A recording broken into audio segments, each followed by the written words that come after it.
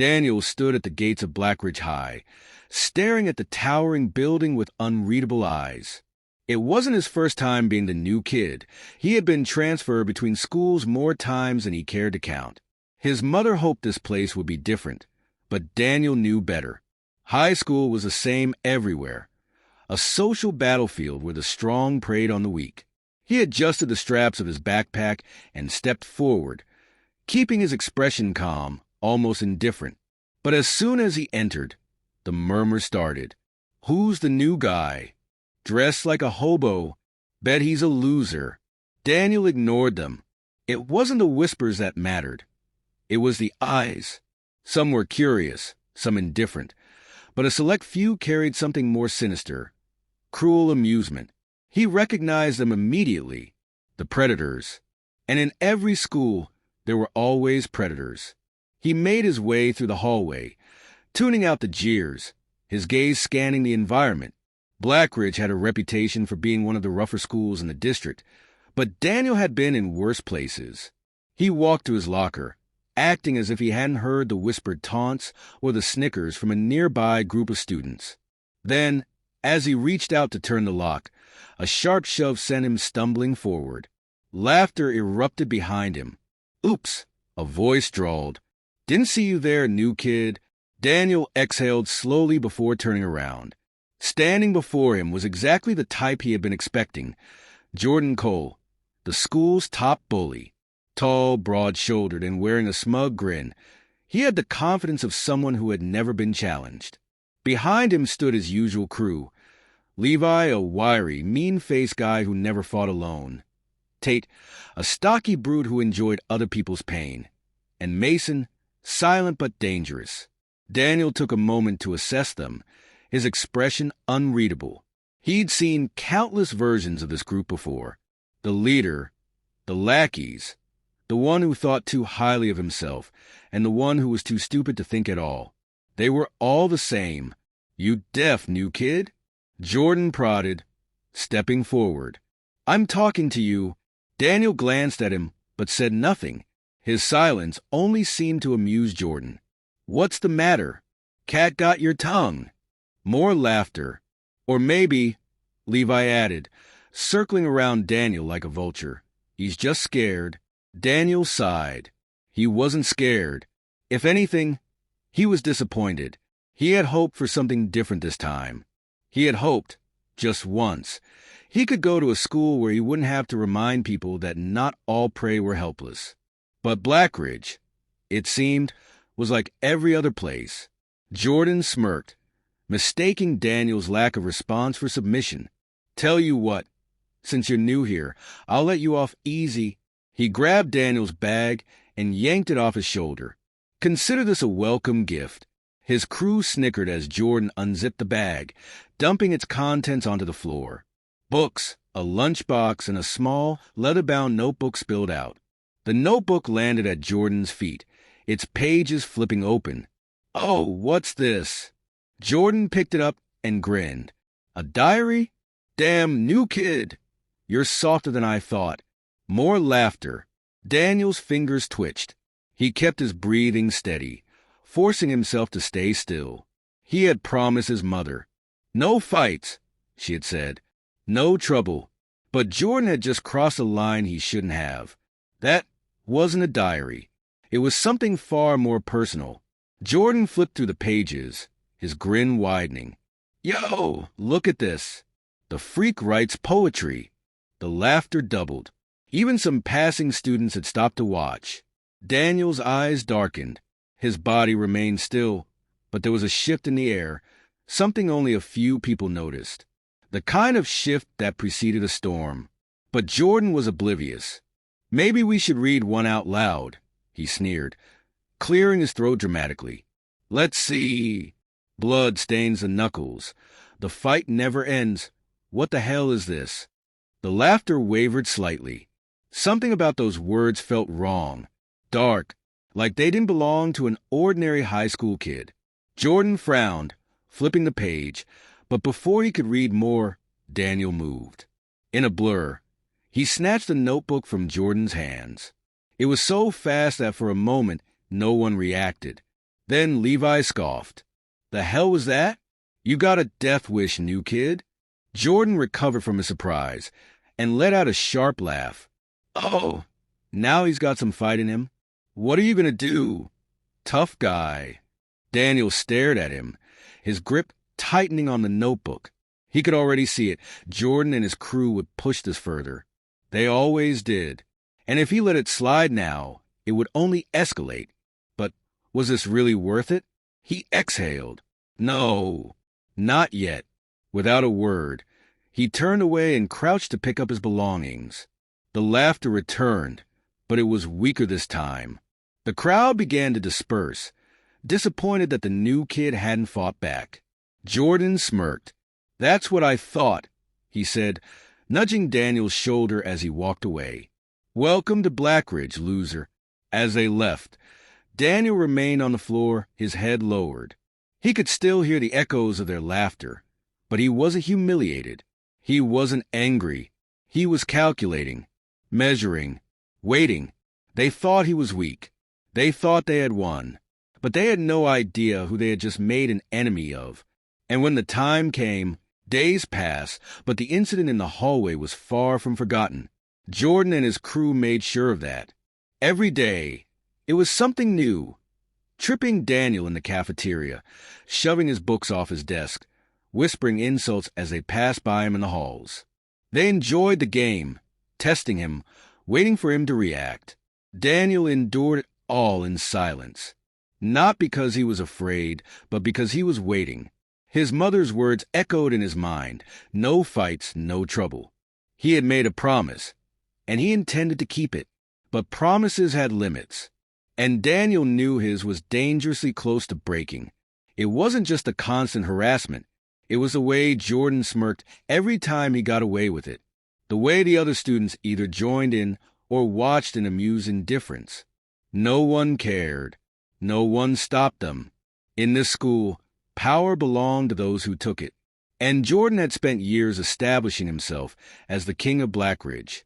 But he had never met someone like Daniel before.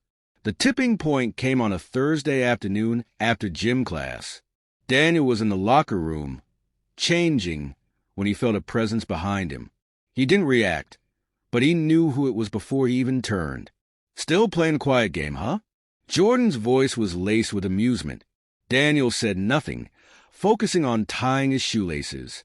You know, Jordan continued, leaning against the locker beside him, it's kind of boring when you don't fight back. Makes me think you actually like the attention. Laughter rippled through the locker room. Daniel kept his head down, ignoring them. Jordan didn't like being ignored. Hey, he said, his voice sharper now. I'm talking to you. Daniel finished tying his shoe and finally looked up. His eyes met Jordan's, calm and unreadable. He saw the flicker of irritation in the bully's face, the slight twitch in his jaw. Jordan thrived on reactions, and Daniel had given him none. You really think you're better than us, don't you? Jordan sneered. Daniel didn't answer. That was his mistake. A fist slammed into his locker beside his head, hard enough to make a metallic clang echo through the room. The noise startled some of the other students, but no one intervened. You've got a real attitude, new kid, Jordan growled. And I don't like it. Still, Daniel didn't react. He could feel the heat of Jordan's anger, the tension in the air. Levi, Tate, and Mason were watching closely, waiting to see what would happen. Then Jordan smiled. A slow, cruel smile. Maybe we should teach you some respect. Before Daniel could move, two hands grabbed him from behind, Tate and Mason gripping his arms, locking him in place. For the first time, his expression shifted. Not fear, not panic, just something cold. Jordan chuckled. There we go. Finally getting nervous. Daniel wasn't nervous. He was calculating. Jordan cracked his knuckles. Let's see if we can shake some words out of you, tough guy. The first punch was to his stomach. A solid hit meant to wind him. Daniel felt the impact, but he had taken worse. He kept his breathing steady. His muscles relaxed. The second punch was to his ribs. Harder this time. It hurt, but Daniel had felt worse pain before. Jordan stepped back, frowning. "You're not even going to make a sound?" More laughter, but it was uneasy now. This wasn't the reaction they expected. Daniel slowly lifted his head, meeting Jordan's gaze, and he smirked. Just a slight, almost imperceptible shift in his lips. But Jordan saw it, and for the first time, doubt flickered in his eyes. "You hit like a bitch," Daniel said softly. The locker room went silent. The smirk vanished from Jordan's face. His expression twisted in anger. "Hold him," he snapped. Tate and Mason tightened their grip. Jordan pulled back his fist for another punch, this time going for Daniel's face. And Daniel moved. He twisted his body sharply, yanking Tate and Mason forward. Their grips faltered just enough. It was all he needed. With a sudden jerk, he slammed his head backward, hitting Tate square in the nose. The crunch was audible. Tate let out a yell, stumbling back. Mason hesitated for half a second too long. Daniel drove his elbow into the other boy's ribs, making him gasp in pain and loosen his grip. Now free, Daniel turned to Jordan. The bully barely had time to react before Daniel was in front of him, moving faster than any of them expected. A fist shot forward, striking Jordan in the solar plexus. The air rushed out of his lungs in a choked gasp. Then, before he could recover, Daniel grabbed him by the collar and yanked him forward, slamming his forehead into Jordan's nose. Blood spattered across the locker room floor. Jordan collapsed to his knees, clutching his face. "You!" He choked out, but Daniel wasn't finished. He crouched down, his voice low. "I let you have your fun," he murmured, "but you made a mistake." Jordan's breath was ragged, his eyes wide with pain and something else, fear. Daniel leaned closer. "You should have done your research." Then he stood up and turned to Levi, who had been frozen in place. "You want to try your luck?" Daniel asked. His voice was calm. Too calm. Levi swallowed. He glanced at Jordan, then at Tate, who was still groaning on the floor, and Mason, who was cradling his ribs. Daniel took a step forward. Levi took a step back. The fight was over. Without another word, Daniel grabbed his backpack and walked out of the locker room. The silence behind him was deafening. Outside, the hallway was empty. Daniel exhaled, rolling his shoulders. His ribs ached, his stomach was sore, but it was nothing he couldn't handle. He had tried to avoid this. He had given them chances, but they had pushed too far. And now, the entire school was about to learn a lesson. He wasn't the prey. He was the predator. The bruises on Daniel's ribs ached as he walked down the hallway, but he didn't care. The fight in the locker room had changed everything. He could feel it in the air. The way the students whispered as he passed, the stolen glances filled with curiosity and something else. Fear. For the first time, Blackridge High had seen someone stand up to Jordan Cole. More than that, they had seen him fall. And while no one said it outright, Daniel could tell that the balance of power had shifted. But he also knew it wasn't over. People like Jordan didn't take losses lightly. He would be back. He would try to reclaim his throne. And this time he wouldn't come alone. Daniel wasn't worried. The school day passed in a blur, but by the final bell, the inevitable happened. As he stepped outside, he spotted them waiting near the parking lot. Jordan, his nose still swollen from their last encounter, flanked by half a dozen guys Daniel didn't recognize.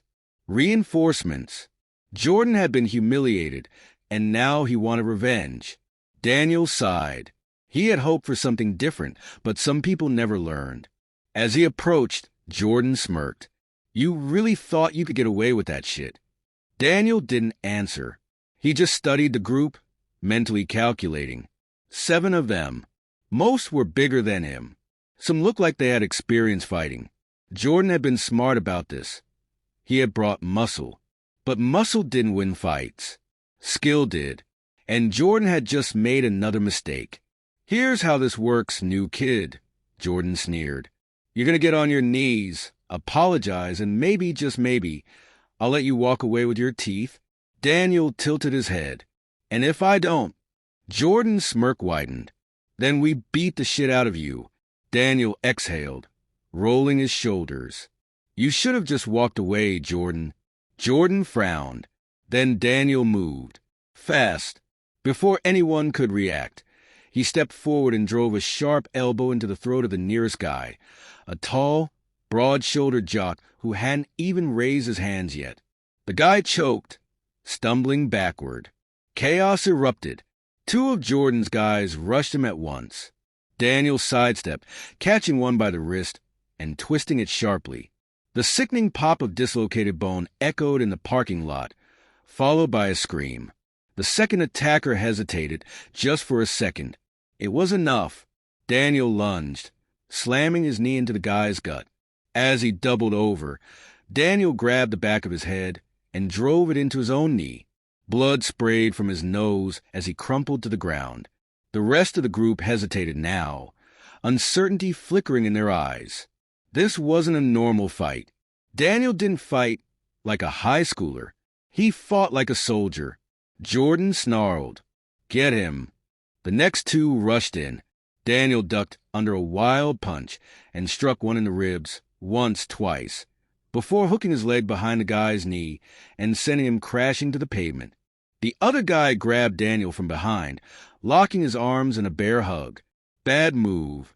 Daniel shifted his weight and threw his head back, smashing the guy's nose with the back of his skull. The grip loosened just enough for Daniel to grab his arm and flip him over his shoulder. The guy hit the ground hard, gasping in pain. Only two were left now. One of them turned and ran. The other, Jordan, stood frozen, his face pale. Daniel took a step toward him. Jordan stepped back. "You done?" Daniel asked, his voice calm. Jordan's fist clenched. His pride wouldn't let him back down. "Screw you," he charged, swinging wildly. Daniel dodged effortlessly, sidestepping the punch. He grabbed Jordan's arm and twisted it behind his back, forcing him to his knees. Jordan gasped in pain. "You freak." Daniel leaned in, his voice low. "I told you to walk away." Jordan struggled, but he couldn't break free. "You think you run this school?" Daniel continued.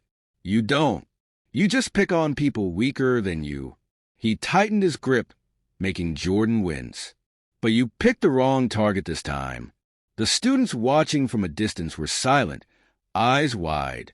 Daniel released Jordan and stepped back. Jordan clutched his arm, glaring up at him. "You think this is over?" Daniel met his gaze. "No, Jordan. It's over when I say it is." Jordan hesitated, then scrambled to his feet and ran. The crowd whispered. The king of Blackridge had fallen. And Daniel? He walked away, his place in the school now cemented. The new kid was no victim. He was a force to be reckoned with, and everyone knew it.